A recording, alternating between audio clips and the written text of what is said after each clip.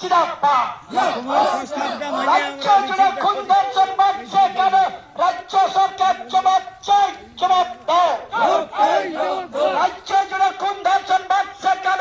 রাজ্য সরকার জবাব চাই, জবাব দাও।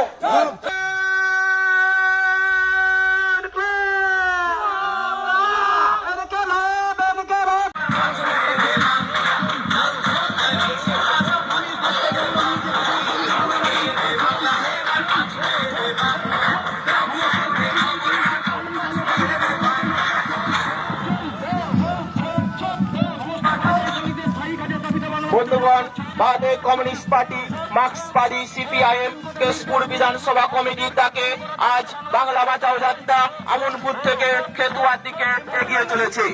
এই এলাকার সমস্ত কৃষকেরা যাতে তার ফসলের ন্যায্য মূল্য পায় তার দাবিতে আমাদের বাংলা বাঁচাও যাত্রা।